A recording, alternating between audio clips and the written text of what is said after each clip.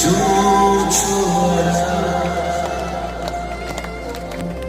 ఆరాధన దేవుని సముఖమునకు చేర్చబడినదాకా. ఆమేన్.